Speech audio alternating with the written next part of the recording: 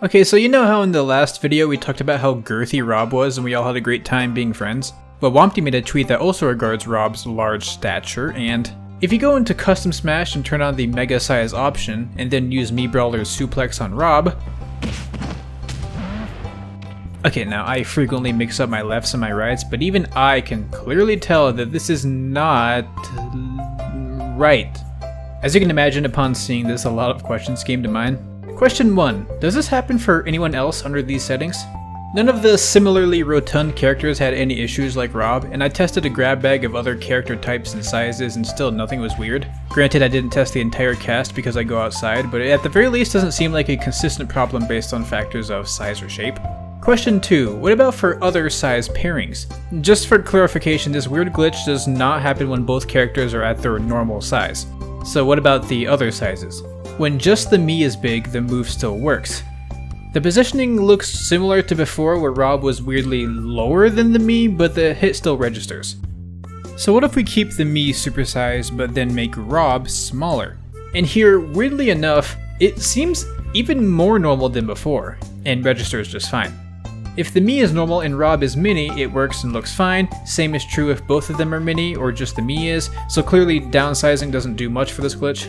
Now if it's just Rob this big and the Mii is normal, still nothing weird happens. And then we finally replicate the settings from before, supersizing both of the characters, and then the glitch happens.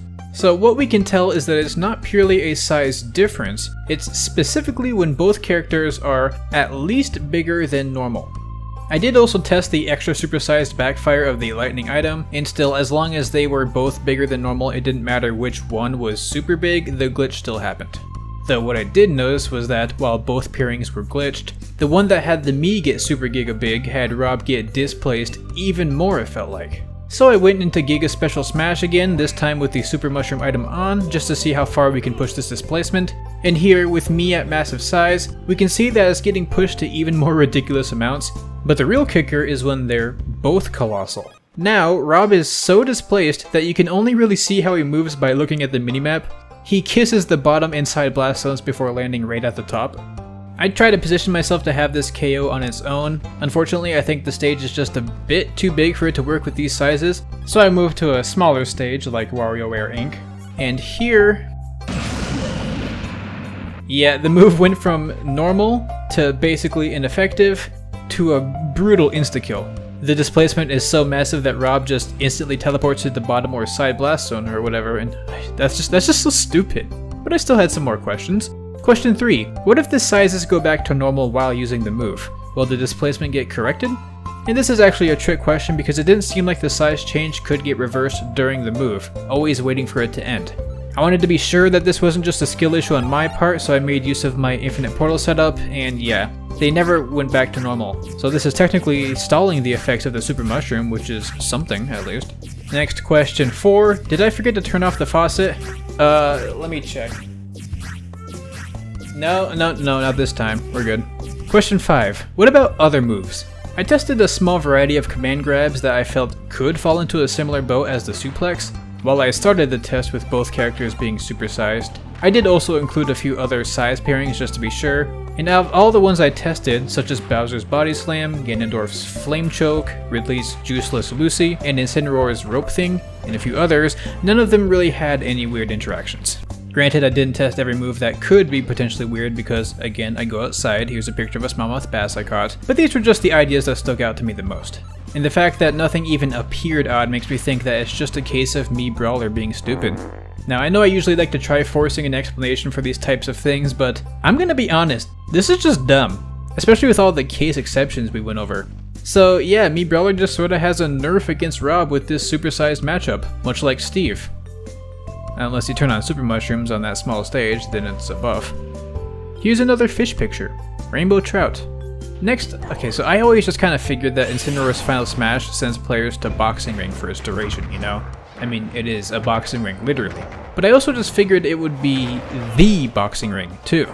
But as pointed out in the wiki, this area isn't the same as either variants of the boxing ring stage, as indicated by the symbol in the center of the mat, which is normally either the Smash logo or the World Circuit logo thing. But for Incineroar, it's just an octagram. You know, which is like a POW symbol for when you beat someone up. At least that's what I think this is going for. Like, I don't know, maybe it's religious. I don't really know Incineroar that well. And then with King Dedede, who I just very late into the process remembered also does this, we get his symbol, the same one that's on his classy regal coat. This is apparently actually a peace sign. I don't really know much about Kirby lore, so when I first saw this I was like, oh, that's a bunny rabbit, okay. And then I thought that implied that King Dedede was actually a rabbit and not a penguin thing, and if you like took off his crown he'd have big rabbit ears, and that was just a very stressful few moments of my life.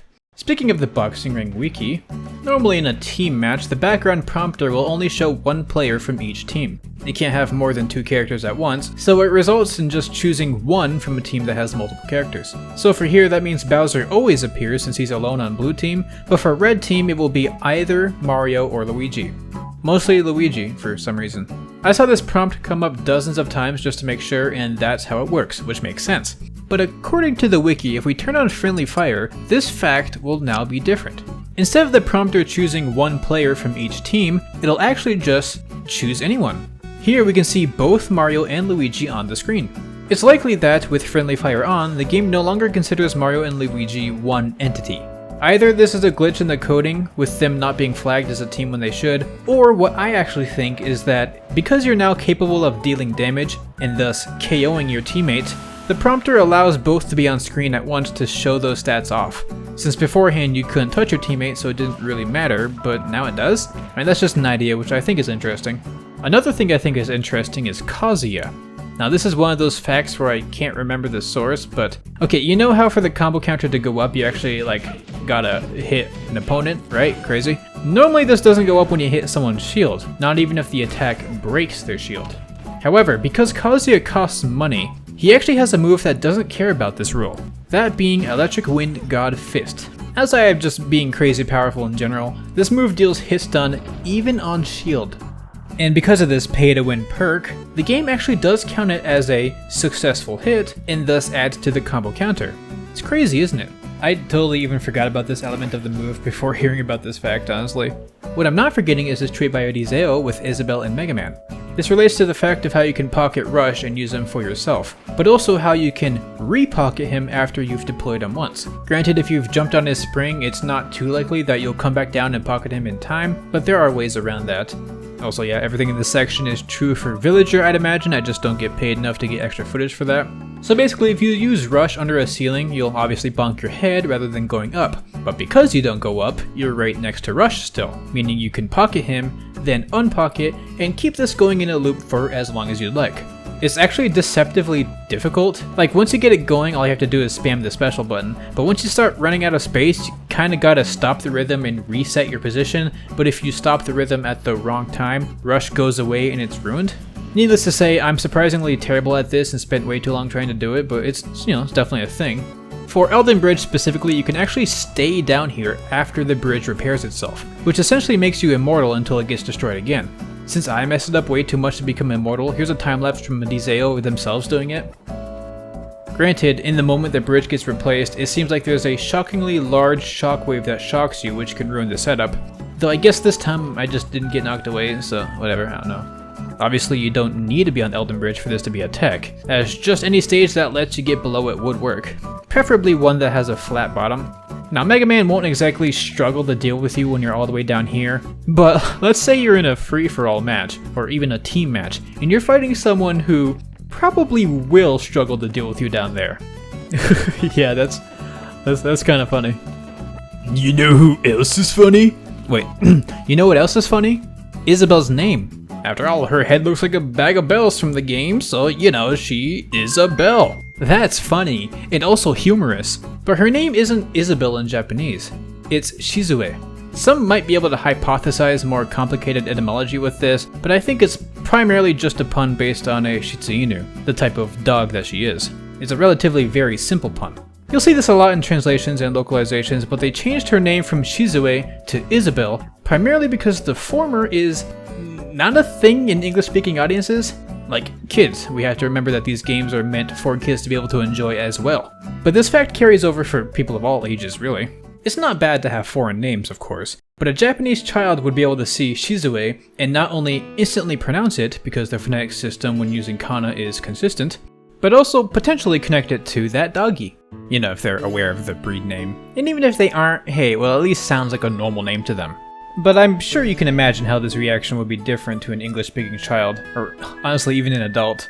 Unable to pronounce it, making it harder to connect the dots to any pun, thus the name is left feeling foreign, and gives Isabelle a foreign air to her even though she isn't meant to be foreign to the player. Like, the new name Isabelle could be a lot easier for kids to grasp, as it's a real name, you know, to them. Like, they could go outside and meet someone named Isabelle. Now, granted, I doubt that many people naturally connect the pun surrounding the name, so it's not really like the biggest factor, but it's still feasible to make that connection, and even if you don't, it would still at least sound normal to them. The quote-unquote pool of names is just very different for cultures, so what's a normal, understandable name for one group is totally different for another. So the fact that it's an easily understandable name and has its own kind of pun, which in my opinion is way more interesting anyhow, makes this what I consider a great example of a successful localization. This is what we call an equivalent response. Basically, because we're not translating sacred religious texts, and are instead usually translating products meant for consumption, the reaction of the consumer is very important to consider, as that was likely a factor that the original author had in mind. And there are loads of examples I could talk about. But I think I'll refrain just to avoid repeating myself, since the Shizue Isabelle case is already a pretty good example on its own. What goes into translation is a lot more than just taking the source material and making it English/whatever language, and what approach you take depends not only on that source material, but also what your target audience is, and frankly what the person paying you for doing the translation wants from the product.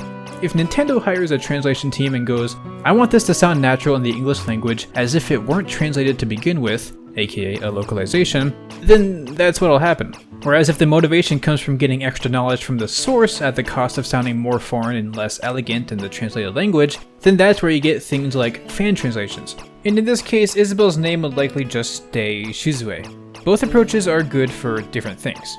PK Beats, what's happening? What's going on? Where did all this come from? I've actually recently started a college certification course in Japanese to English translation, and I don't know, I just felt like it would be interesting to talk about some things. I've brought up a lot of translation-based facts throughout the channel, some even in dedicated videos, so I like that I'm actually learning more about how translation works rather than being a professional guesser. I don't think I really have the audience for dedicated videos on it anymore, at least like not easily, so I might try again in the future, but hey, this series here is mostly just a grab bag anyways. Kinda like Smash, right? Everyone is here. We have all the trivia. Wow, look at that. I just really brought that one together. Awesome.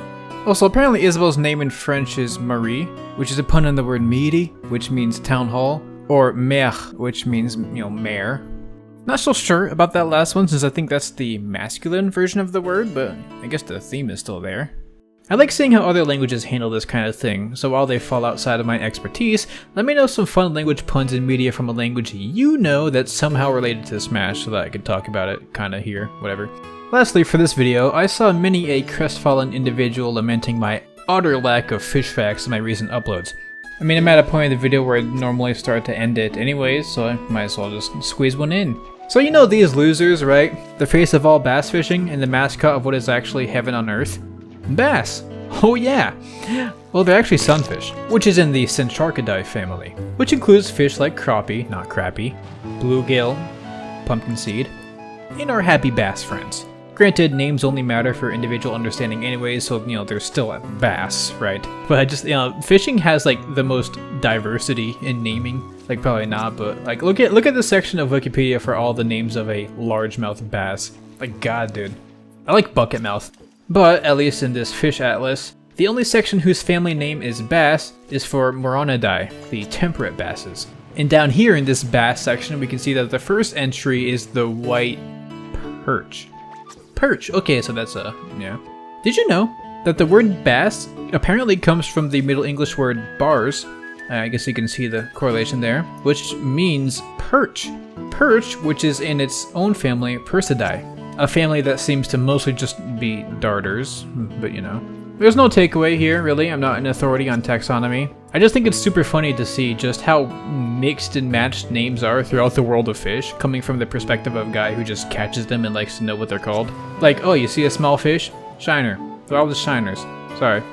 Anyway, that's enough of me talking. God, is this even a Smash channel anymore? Like, wait, what do you even come here for? Well, all that matters is that you're here. We're a big old happy family, you and I. We're like best friends, and I love you. I'm sorry. It's kind of silly when YouTubers do that to me. Like, I don't know you. Yeah, you sit in front of the screen right now. Yeah, I can see you. Hey, pay attention. Come on. No, but no, for real, I do appreciate everyone who watches my videos, even though I'm descending into madness and just kind of talking about whatever I want. It's way more fun this way, and the fact that people are actually interested in this, like I said, grab bag formula is really fun to me. I kind of get it though, you know? Like, people click on videos just to sort of be placated for the time being, probably while they're eating, and as long as the information on its own is interesting and the title and thumbnail's clickbait isn't a complete lie, then it's fine. Like, my thumbnails don't lie, right? Rob does break this move. I wouldn't call this normal, this is broken, so yeah, we're all happy. Big happy family. The best of friends. Okay, I actually spent the latter half of this whole video rambling anyways, so I'm out of juice. So let me just thank my amazing and cool and probably good at everything patrons Raighne, Sil700, Burbo, SpiderJew, and everyone else for their support. Stay casual, and I'll see y'all later.